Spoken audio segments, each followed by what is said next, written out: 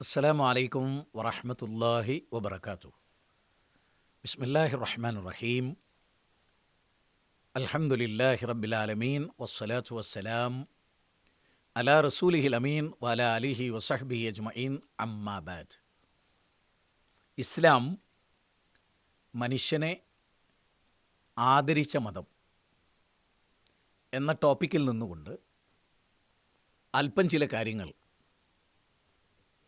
വൈജ്ഞാനികമായ ഔന്നിത്യത്തിൻ്റെ അനിവാര്യതയെന്നോണം ചില കാര്യങ്ങൾ നിങ്ങളുടെ ശ്രദ്ധയിൽ കൊണ്ടുവരാനാണ് ആഗ്രഹിക്കുന്നത്. വിശുദ്ധ ഖുർആനിലെ 17-ാം അധ്യായം 70-ാമത്തെ വചനത്തിലൂടെ അള്ളാഹു പറഞ്ഞു, വലക്കത് കറംന ബനി ആദം. ആദം സന്തതികളെ നാം ആദരിച്ചിരിക്കുന്നു. ആദരവിൻ്റെ മാനദണ്ഡം വകസീറൻ മിമ്മൻ വഫല്ലൽനാഹും അലാ കസീറൻ മിമ്മൻ ഖലഖ്ന തഫ്ലീല.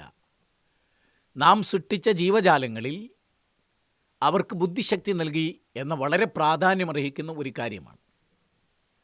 അനന്ത വിസ്തൃതമായ ഈ മഹാപ്രപഞ്ചത്തിലെ ജീവജാലങ്ങളിൽ ഏറ്റവും ശ്രേഷ്ഠമായ സൃഷ്ടി മനുഷ്യനാണ്. എത്രയോ പന്നീർ പുഷ്പങ്ങൾ ഈ ഭൂമിയുടെ ഉപരിതലത്തിൽ വിടർന്നിരുന്നു. പക്ഷെ ആരും അതിനെ ഹാ പുഷ്പമേ അധിക തുങ്കപഥത്തിൽ നീ എത്ര ശോഭിച്ചിരുന്നു എന്ന വരികളിലൂടെ പാടി മനോഹരമാക്കിയില്ല. അതിന് ഒരു കുമാരനാശാൻ വേണ്ടി വന്നു. ഭൂമിക്കൊരു ചരമഗീതം ഒരു മൃഗങ്ങളും ഒരു ജന്തുക്കളും ഇന്ന് വരെ എഴുതിയിട്ടില്ല. ഭൂമിക്കൊരു ചരമഗീതം എഴുതാൻ ഒരു ONV കുറിപ്പ് വേണ്ടി വന്നു. എത്രയോ ആപ്പിൾ മരങ്ങളിൽ നിന്ന് ആപ്പിൾ താഴോട്ട് പതിച്ചിരുന്നു. പക്ഷെ ഒരാളും അത് താഴോട്ട് പതിക്കുന്നത് എന്ത് എന്ന നിലയിൽ പഠനം നടത്തിയില്ല. മനുഷ്യകുലത്തിലെ സർ ഐസക് ന്യൂട്ടൻ അതിന് തയ്യാറായി. ആകാശസീമകളുടെ അനന്തതകളിലേക്കുള്ള യാത്രകൾ വൈജ്ഞാനികമായ കുതികികളെ സംബന്ധിച്ചിടത്തോളം, വിജ്ഞാന കുതികികളെ സംബന്ധിച്ചിടത്തോളം ഏറെ കൗതുകമുളവാക്കുന്ന പഠനങ്ങളാണ്. അപ്പം ആദരവിൻ്റെ വളരെ പ്രധാനമായ വശം മനുഷ്യൻ ഇതര ജീവജാലങ്ങളിൽ വ്യത്യസ്തമാണ് എന്നുള്ളതാണ്. ഇസ്ലാമിനെ സംബന്ധിച്ചിടത്തോളം വിശുദ്ധ ഖുർആനാണ് അതിൻ്റെ പ്രമാണം. അതിൻ്റെ കേന്ദ്രമായ ചർച്ച മനുഷ്യനെക്കുറിച്ചാണ്. ഖുർആനിലെ ഒരു അധ്യായം സൂറത്ത് ഇൻസാൻ എന്ന അധ്യായമാണ്, 76-ാം അധ്യായം. ആ അധ്യായം ഇൻസാൻ, മനുഷ്യർ എന്ന അധ്യായം. പ്രവാചക തിരുമേനി സല്ലല്ലാഹു അലൈഹി വസല്ലം ഉറങ്ങി രാത്രിയിൽ ഉണരുമ്പോൾ പറയുന്ന വളരെ മനോഹരമായൊരു വാചകം, ഇന്നന്നാസ കുല്ലുഹും ഇഖ്വ. മനുഷ്യ സമൂഹം അവർ സഹോദരങ്ങളാണ് എന്ന കാര്യമാണ്. ചരിത്രപ്രസിദ്ധമാണ് പ്രവാചക തിരുമേനിയുടെ ഹജ്ജത്തുൽ വിദാ. ആ ഹജ്ജത്തുൽ വിദായിലെ മനുഷ്യാവകാശ പ്രഖ്യാപനം 1948 മാഗ്ന കാർട്ട. മാനവ സാഹോദര്യത്തിൻ്റെ വിശ്വമാനവികതയുടെ വിളംബരമുണ്ടായത് 1948. പക്ഷേ സഹസ്രാബ്ദങ്ങൾക്കപ്പുറത്ത്, 1400 വർഷങ്ങൾക്കപ്പുറത്ത് പ്രവാചക തിരുമേനി പറഞ്ഞ വളരെ മനോഹരമായ വാചകം, കുൽകും മിൻ ആദം വ ആദം മിൻ തുറാബ്. നിങ്ങളൊക്കെ ആദമിൽ നിന്നാണ്, ആദം മണ്ണിൽ നിന്നാണ്. അതുകൊണ്ട് ലാ ഫദില ലി അറബിയിൻ അലാ അജമി. ഒരു അറബിക്ക് അനറബിയേക്കാൾ അല്ലെങ്കിൽ ഒരു കറുത്തവന് വെളുത്തവനേക്കാൾ യാതൊരു പ്രത്യേകതയുമില്ല. ദൈവഭയം മാനദണ്ഡമായി കൊണ്ടല്ലാതെ ഒരാളെയും ഇസ്ലാം പരിഗണിക്കപ്പെട്ടില്ല. കറുത്തവരുടെ ഏറ്റവും വലിയ ഉദാഹരണമായിരുന്നു ബിലാൽ റളിയല്ലാഹു തആല അൻഹു. എത്യോപ്യയിലെ അടിമച്ചന്തയിൽ വിൽക്കപ്പെട്ടിട്ടുള്ള ബിലാൽ റളിയല്ലാഹു അൻഹുവിനെ സൽമാനുൽ ഫാരിസി, ആ സൽമാനുൽ ഫാരിസിയുടെ പാത്രത്തിൽ നിന്ന് ഭക്ഷണം കഴിപ്പിച്ചു മാനവസമത്വത്തിൻ്റെ ഗീതം പാടി പ്രവാചകൻ. ബിലാൽ റളിയല്ലാഹുവിനെ കറുത്തവരുടെ മകനെ എന്ന് വിളിച്ചു, അബൂദർ ഗഫാരി. നബി സല്ലല്ലാഹു അലൈഹി വസല്ലം പറഞ്ഞു, അബൂദർ, താങ്കളിൽ ഇസ്ലാം പൂർണ്ണമായിട്ടില്ല. ഒരു മനുഷ്യനെ കറുത്തവരുടെ മകനെ എന്ന് വിളിക്കുക വഴി ആ മനുഷ്യനോട് കാണിക്കുന്ന അനാദരവായി അതിനെ കണ്ടു. ഒരാളെയും പരിഹസിക്കുക, അപഹസിക്കുക എന്നത് ഇസ്ലാം ഒരിക്കലും സ്വീകരിച്ചിട്ടുള്ള മാനദണ്ഡമല്ല. മതമേതാകട്ടെ മനുഷ്യരെന്ന നിലയിലുള്ള ഉദാത്തമായ പെരുമാറ്റത്തെ. അതുകൊണ്ടാണ് ജൂതൻ്റെ ശവമഞ്ചമേറിപ്പോകുമ്പോൾ പ്രവാചകൻ ആദരപൂർവ്വം എഴുന്നേറ്റ് നിന്നു. സഹാബത്ത് ചോദിച്ചു, മരിച്ചത് ജൂതനല്ലേ? നബി സല്ലല്ലാഹു അലൈഹി വസല്ലം ചോദിച്ചു, ജൂതൻ മനുഷ്യനല്ലേ എന്ന ചോദ്യം. ഇപ്പോൾ പ്രവാചകൻ മനുഷ്യരെ അങ്ങേയറ്റം ആദരിച്ചു. അതിന് ജാതിയും മതവും തടസ്സമായില്ല. മനുഷ്യരെല്ലാം ഒരു അച്ഛനമ്മമാരുടെ മക്കളാണ്. ഒരു പൂന്തോട്ടത്തിലെ പുഷ്പങ്ങളെപ്പോലെയാണ്, ഒരു ചരടിൽ കോർത്ത മുത്തുമണികളെപ്പോലെയാണ്. അതുകൊണ്ടാണ് ഹജ്ജത്തുൽ വിദായിൽ ഇന്ന ദിമാഅക്കും വ അംവാലക്കും വ അറാലക്കും ഹറാമുൻ അലൈക്കും കഹുർമത്തി യൗമിക്കും ഹാദാ ഫി ബലദിക്കും ഹാദാ ഫി ഷഹരിക്കും ഹാദാ.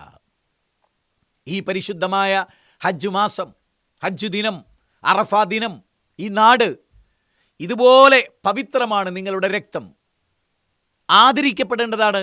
നിങ്ങളുടെ സ്വത്ത്, നിങ്ങളുടെ ശരീരം എല്ലാം. നിങ്ങൾ നോക്കൂ, ആദമിൻ്റെ മകൻ ഒരാളെ കൊല്ലുന്നു. മാനവകുലത്തിലെ ആദ്യമായ മനുഷ്യക്കൊല. അതിനെ സംബന്ധിച്ച് പരാമർശിക്കവേ ഖുർആനിലെ 5-ാം അധ്യായം 32-ാമത്തെ വചനം, മിൻ അജ്ലി ദാലിക് കസബ്നാ അലാ ബനി ഇസ്രായീൽ മൻ ഖതല നഫ്സൻ ബിഗൈരി നഫ്സിൻ ഔ ഫസാദിൻ ഫിൽ അർദ് ഫകഅന്നമാ ഖതല الناس ജമീഅ വമൻ അഹ്യാഹാ ഫകഅന്നമാ അഹ്യ الناس ജമീഅ. അവിടെ കതബ്ന അലാ ബനി ഇസ്രായേൽ, ബനി ഇസ്രായേലുകൾക്ക് നിർബന്ധമായി രേഖപ്പെടുത്തിയ, വ്യവസ്ഥപ്പെടുത്തിയിട്ടുള്ള കരാർ. അതെന്താണ്? ഭൂമിയിൽ ഫസാദ് ഉണ്ടാക്കുന്നതിൻ്റെ പേരോ ഒരാളെ കൊന്നതിൻ്റെ പേരിലോ അല്ലാതെ ഒരാളെയും ആക്രമിക്കാൻ പാടില്ല. നീ കാരണമായി ഒരാൾ രക്ഷപ്പെടുകയാണെങ്കിൽ ലോകത്തുള്ള മുഴുവൻ മനുഷ്യരെയും രക്ഷപ്പെടുത്തിയവനെ പോലെ എന്നാണ്. നീ കാരണമായ ഒരാൾ കൊല്ലപ്പെടുന്നുവെങ്കിൽ ലോകത്തുള്ള മുഴുവൻ മനുഷ്യനെയും കൊന്ന കൊലയാളി എന്നാണ് പറയുന്നത്. അതുകൊണ്ട് തന്നെ ഏതെങ്കിലും ഒരു തീവ്രവാദ ഗ്രൂപ്പോ ഭീകരവാദികളോ മനുഷ്യരെ കൊല്ലുന്നുണ്ടെങ്കിൽ ഇസ്ലാമാകുന്ന മതത്തിന് അതിന് യാതൊരു ബന്ധവുമില്ല. നബി സല്ലല്ലാഹു അലൈഹി വസല്ലമയെ കൊല്ലാൻ ശ്രമിച്ച മനുഷ്യനെ, വാള് കഴുത്തിൽ കുത്തി കൊല്ലാൻ ശ്രമിച്ച മനുഷ്യനെ തിരിച്ച് ആ വാള് കയ്യിൽ ലഭിച്ചപ്പോൾ പ്രവാചകൻ വിട്ടയച്ചു. എന്നെ രക്ഷിക്കും അല്ലാഹു എന്ന് പറഞ്ഞു. വെള്ളത്തോൾ നാരായണ മേനോനെ പോലെയുള്ളവർ അല്ലാഹു എന്ന കവിത എഴുതി. അയൽവാസിയോട് മാന്യമായി പെരുമാറാൻ പറഞ്ഞു.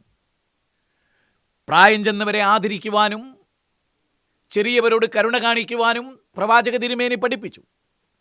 ലോകത്ത് മനുഷ്യൻ്റെ ജീവന് വിശുദ്ധ ഖുർആൻ പറഞ്ഞ വളരെ പ്രധാനമായ അള്ളാഹുവിൻ്റെ ഇഷ്ടദാസന്മാരുടെ ക്വാളിറ്റി പറഞ്ഞപ്പോൾ അന്യായമായൊരു മനുഷ്യനെ കൊല്ലില്ല എന്നാണ്.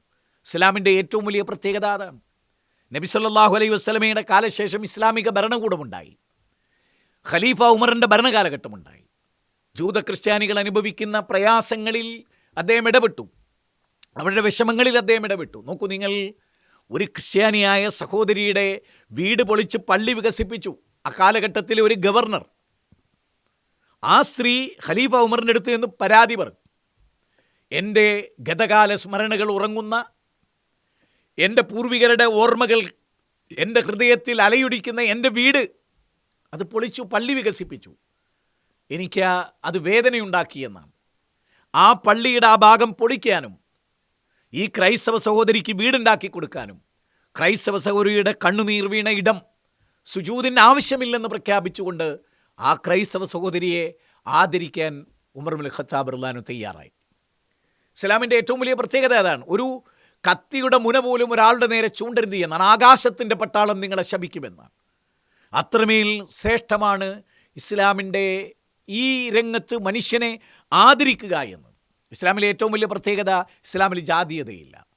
ആദമിൻ്റെ മക്കളാണ്. യാ ബനി, വിശുദ്ധ ഖുർആൻ യാ അയ്യുഹന്നാസ്, യാ അയ്യുഹന്നാസ് ഇന്നാ ഖലഖനാകും മിൻ ദക്കറിൻ വ ഉൻസാ വജഅൽനാകും ശൂബൻ വ ഖബായില ലിതഅറഫു ഇന്ന അക്രമകും ഇൻദല്ലാഹ് അത്ഖാകും. വിശുദ്ധ ഖുർആൻ്റെ 49-ാം അധ്യായം 13-ാമത്തെ വരെ, ഒരാണിൽ നിന്നും ഒരു പെണ്ണിൽ നിന്നുമാണ് നിങ്ങളെ സൃഷ്ടിച്ചത്. അതുകൊണ്ട് ബ്രാഹ്മണനെന്നോ ക്ഷത്രിയനെന്നോ ശൂദ്രനെന്നോ വൈശ്യനെന്നോ വ്യത്യാസമില്ല. ഭഗവാന്റെ മുഖത്ത് നിന്ന് സൃഷ്ടിക്കപ്പെട്ടവൻ ബ്രാഹ്മണൻ, ഭഗവാന്റെ കൈകളിൽ നിന്ന് സൃഷ്ടിക്കപ്പെട്ടവൻ ക്ഷത്രിയൻ, ഭഗവാന്റെ തുടകളിൽ നിന്ന് സൃഷ്ടിക്കപ്പെട്ടവൻ വൈശ്യൻ, ഭഗവാന്റെ കാൽപാദങ്ങളിൽ സൃഷ്ടിക്കപ്പെട്ടവൻ ശൂദ്രൻ എന്ന വ്യത്യാസമല്ല. എല്ലാവരും ആണും പെണ്ണും എന്ന വ്യത്യാസമല്ലാതെ മനുഷ്യകുലത്തിന് നിറത്തിൻ്റെ പേരിൽ അവനെ അനാദരിക്കുന്ന ഒരവസ്ഥ ഇവിടെയില്ല. ഏതെങ്കിലും ഒരു ജാതീയതയുടെ പേരിൽ മാറ്റി നിർത്തുന്ന പ്രശ്നമില്ല. അല്ല, ഇവനൊന്നൊരു പുലയനല്ലേ, അള്ളാഹ് മതം സ്വീകരിച്ചാൽ പിന്നെ അവിടെ യാതൊരു അനാദരവുമില്ല എന്ന് കവി പാടിയത് അതുകൊണ്ടാണ്. അമേരിക്കയിൽ നിങ്ങൾ നോക്കൂ, നമ്മുടെ ദക്ഷിണാഫ്രിക്കയിൽ ബെഞ്ചമിൻ മൊളോയിസ് എന്ന് പറയുന്ന വളരെ ശ്രദ്ധേയനായ കവിയെ പട്ടാപ്പകൽ വർണ്ണവെറിയൻ ഭരണകൂടം തൂക്കിക്കൊന്നു. No easy walk to freedom എന്ന ഗ്രന്ഥം, നെൽസൺ മണ്ടേല അവരുടെ കറുത്ത വർഗ്ഗക്കാർക്കെതിരെ അവിടെ നടന്നിട്ടുള്ള അന്യായങ്ങൾ, എന്തിനധികം അമേരിക്കയിൽ കറുത്ത വർഗ്ഗക്കാർ അനുഭവിച്ചിരുന്ന പീഡനങ്ങൾ. ഈ അടുത്ത കാലത്ത് അമേരിക്കയിൽ ഒരു വ്യക്തിയെ വെളുത്ത പോലീസുകാരൻ ചവിട്ടിമതിക്കുന്ന രംഗം നമ്മൾ കണ്ടു, അനാദരിക്കുന്ന രംഗം നമ്മൾ കണ്ടു. ഇസ്ലാമിനെ സംബന്ധിച്ചിടത്തോളം അത്തരം കാര്യങ്ങളൊന്നുമില്ല. ഇസ്ലാമിൻ്റെ ഏറ്റവും വലിയ പ്രത്യേകതയും അതാണ്. അതുകൊണ്ട് തന്നെ ഇസ്ലാം മനുഷ്യനെ ഫോക്കസ് ചെയ്തു. എത്രത്തോളം എന്ന് പറഞ്ഞാൽ മതപരമായ നിർബന്ധം അവരിൽ ചെലുത്തരുത് എന്ന് പറഞ്ഞു. ഓരോരുത്തർക്കും അവരുടെ മതസ്വാതന്ത്ര്യമുണ്ടെന്ന് പറഞ്ഞു. ഫമൻ ഷാ അഫൽ യുക്മിൻ വമൻ ഷാ അഫൽ യക്ഫുർ. ഇഷ്ടമുള്ളവർ ഇഷ്ടമുള്ള മതം വിശ്വസിച്ചു കൊള്ളട്ടെ. ഒന്നെങ്കിൽ വിശ്വസിക്കാം, അല്ലെങ്കിൽ അവിശ്വാസിയാകാം. വിശുദ്ധ ഖുർആന്റെ 99 വചനത്തിൽ പറഞ്ഞു, അൻത തുക്രിഹുന്നാസ്, നീ ജനങ്ങളെ ഈ മതം സ്വീകരിക്കാൻ നിർബന്ധിക്കുക. ലാ ഇക്രാഹ ഫിദ്ദീൻ, മതത്തിൽ ബലാത്കാരമില്ല. 256 വചനമാണ്. അപ്പം മതത്തിൽ ബലാത്കാരമില്ല. ഒരാളുടെ സ്വാതന്ത്ര്യത്തെയും ഇസ്ലാം ഹനിച്ചിട്ടില്ല. നന്മകളുടെ ലോകത്തേക്ക് അവരെ നയിച്ചു. ഏകനായ ദൈവത്തിലേക്ക് അവരെ വിളിച്ചു. മരണാനന്തര ജീവിതത്തിലേക്ക് അവരെ വിളിച്ചു. മനുഷ്യനെ ആദരിക്കേണ്ടതിൻ്റെ അങ്ങേയറ്റം അവരെ ഇരുത്തുകയും ആദരിക്കുകയും ചെയ്തു. പ്രവാചകൻ്റെ വിരിപ്പിലോട്ട് പ്രവാചകൻ്റെ കൂടെ ബിലാലുള്ളാഹിനെ ഇരുത്തി. കഅബത്തിൻ്റെ മേലെ കയറി നിന്ന് ബാങ്ക് കൊടുക്കാൻ, പ്രവാചകൻ്റെ ഷോൾഡറിൽ ചവിട്ടാൻ ബിലാലാകുന്ന കറുത്ത കാപ്പിരിയോട് പ്രവാചകൻ അനുവാദം ചോദിച്ചു. അപ്പോൾ ഒരു കാരണവശാലും അനാദരവിൻ്റെ യാതൊരു പഴുതുകളും ഇസ്ലാമിനെ സംബന്ധിച്ചിടത്തോളം ഉണ്ടായിട്ടില്ല. ആദരിക്കേണ്ടതിൻ്റെ പ്രകാരം ആദരിക്കുകയും ബഹുമാനിക്കുകയും ചെയ്യാൻ ഈ മതം വിശ്വാസികളെ പഠിപ്പിച്ചു. അതുകൊണ്ട് തന്നെ കേരളീയമായ പശ്ചാത്തലത്തിൽ പല ദുരന്തങ്ങളും അനുഭവിക്കുന്ന, ജാതീയതയുടെ പേരിൽ അനുഭവിക്കുന്ന, വർണ്ണവെറിയുടെ പേരിൽ അനുഭവിക്കുന്ന ഒന്നും ഇസ്ലാമിക ലോകത്തുണ്ടായിട്ടില്ല എന്നത് വളരെ ശ്രദ്ധേയമായ കാര്യമാണ്. അതുകൊണ്ട് തന്നെ ആധുനിക സമൂഹത്തോട് ഇസ്ലാമിനെ സംബന്ധിച്ച് ഗൗരവമായി പഠിക്കാനും ഇസ്ലാമിനെ സംബന്ധിച്ച് ഗൗരവമായി മനസ്സിലാക്കാനും നമ്മൾ ആവശ്യപ്പെടുകയാണ്. അപ്രകാരമുള്ള പഠനവും അപ്രകാരമുള്ള മനനവുമാണ് ആധുനിക ലോകത്ത് നടക്കേണ്ടത്. കൊലപാതകങ്ങൾ സാർവത്രികമാണ്, പിടിച്ചുപറികൾ സാർവത്രികമാണ്, പീഡനങ്ങൾ സാർവത്രികമാണ്, ശിശുക്കളെ കൊന്നൊടുക്കുന്നത് സാർവത്രികമാണ്. ഈ അവസ്ഥാവിശേഷങ്ങളിൽ നിന്നെല്ലാം ഇസ്ലാമിനെ സംബന്ധിച്ചിടത്തോളം അതിൻ്റെ കാഴ്ചപ്പാടുകൾ വളരെ സ്പഷ്ടമാണ്, വ്യക്തമാണ്. ദൈവത്തിൻ്റെ അടിമകളാണ് ലോകത്തുള്ള എല്ലാ മനുഷ്യരും. ആ അർത്ഥത്തിൽ മനുഷ്യരെ ആദരിക്കുകയും ബഹുമാനിക്കുകയും ചെയ്തതിൽ ഒന്നാം സ്ഥാനത്ത് ഈ മതം നിൽക്കുന്നു. സർവശക്തനായ പടച്ച തമ്പുരാൻ ഈ കാര്യത്തെ കൃത്യമായി പഠിച്ച് മനസ്സിലാക്കി ഉൾക്കൊള്ളുന്ന സജ്ജനങ്ങളിൽ നമ്മെ ഉൾച്ചേർത്ത് അനുഗ്രഹിക്കുമാറാകട്ടെ. വസല്ലല്ലാഹു വസല്ലമ അലാ നബിയിന മുഹമ്മദിൻ വാലിഹി വസഹബിഹി അജ്മഈൻ വൽഹംദുലില്ലാഹി റബ്ബിൽ ആലമീൻ. അസ്സലാമു അലൈക്കും വറഹ്മത്തുള്ളാഹി വബറകാതുഹു.